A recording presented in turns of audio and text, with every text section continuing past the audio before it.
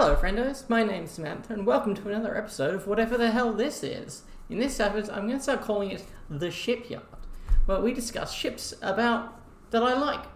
And they're not going to be particularly meta builds, they're not going to be going over what I think, they're just going to be going over what I think is cool, which is definitely a good time. So today's episode is about this little guy. Oh yeah, look at him.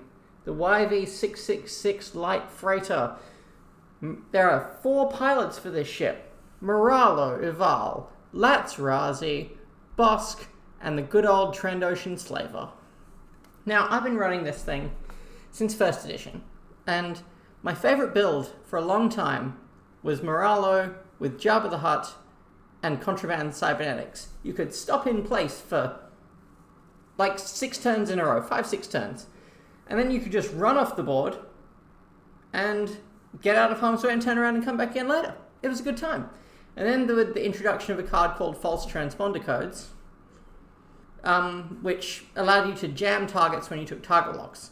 It was very, very efficient because then you could use Jabba to get 5 charges of False Transponder Codes and jam people at range again and again and again.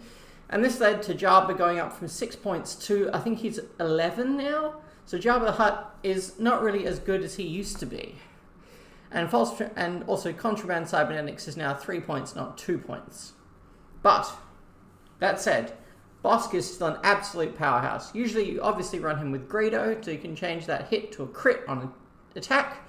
The downside is, of course, you take crits from enemies as well, which is, of interest, but important to take note of nonetheless. However, I think Morallo is severely underplayed, especially now that you can use Cutthroat to get his charges back, so you can come off the board more often. Yes, it's a bit wishy-washy and kind of the here nor there on whether it's actually good, but it's fun, and that's what you should be doing when you're playing X-Wing, having a good time. And so, the good old humble YV-666, it's got 3 shields, 9 health, it can reinforce, focus, target lock, all kinds of stuff. It's pretty good. It's very tanky. It's got heaps of crew slots. I mean, let me jump on Yasby right now and have a look at the crew slots. I probably should have done this before I started, but who knows? Here we are. Woo!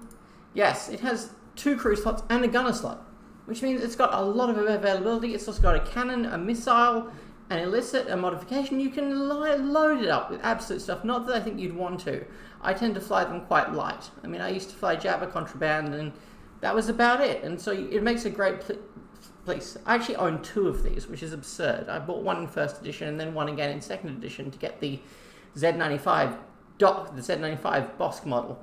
That said, let's talk about the Z95, because this thing can dock a Z95 with it, which is not good, but it's fun.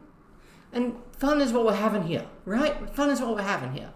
So what do you do with that Z95? Well, personally, I'm a big fan of taking Morallo and Bosk in the Z95, marksmanship on Bosk, you spit them out when you're behind your enemies, and then you do some damage. It's probably not as good as normal Bosk, but it's fun. Fun.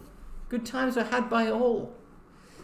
You can also kind of hide the Nashtar pup, so that's 6 points though. So 6 points for a 3 health Z95 after you die. I don't know if it's good, but it sounds fun to me. I haven't actually put it on the table in, oh god, a really, really long time. But I guess we'll see, won't we? So, the humble YV-666 definitely got some real abilities to it. Bosk can turn 1 crit into 2 hits after defending, of course. So, you can only do it after your attack is hit. So if you add a crit, you can turn it into 2 hits, and away you go, doing lots of damage. It's essentially getting a double damage crit every single turn. Fantastic. Morallo can fly off the board and spend a charge to come back on the next turn. And Latrazi is definitely interesting. She's the cheapest of the named YV-666s. At the start of the engagement phase, you may choose a ship at range 1 and spend a lock you have on that ship, and if you do, that ship gains a tractor token, so you can lock people and then tractor them. I don't know how I feel about that, especially because you don't have you do have ways to get locks, but I mean, most of the time you want to be reinforcing with these things, or giving them crew to give them allies so you can reinforce and modify, like maul or something like that. And so it's really tough. One thing I really like, my favorite YV-666 build, aside from contraband Java nonsense, is you take IG-88D and Lando Calrissian. Where is he? There he is. I'll put those cards up on the screen. Over here? Over here? Who knows? They'll be somewhere. It's exciting. So IG-88D gives you 2 calculates every time you do it. So you get a free calculate, so you get 2 calculates, and then you can use Lando Calrissian to reroll your dice by spending a green token.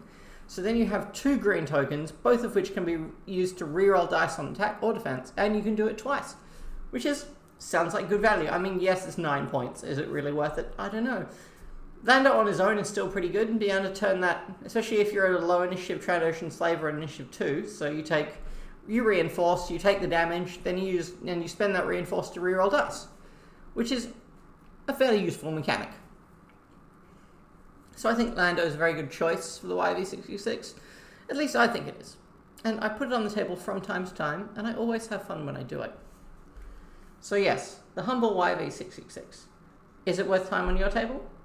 I would definitely agree. Plenty of meta builds out there. Yes, they're expensive, but they're still very viable. So continue doing what you're doing, and then decide later. Alright, I'm Samantha, signing off. See you later.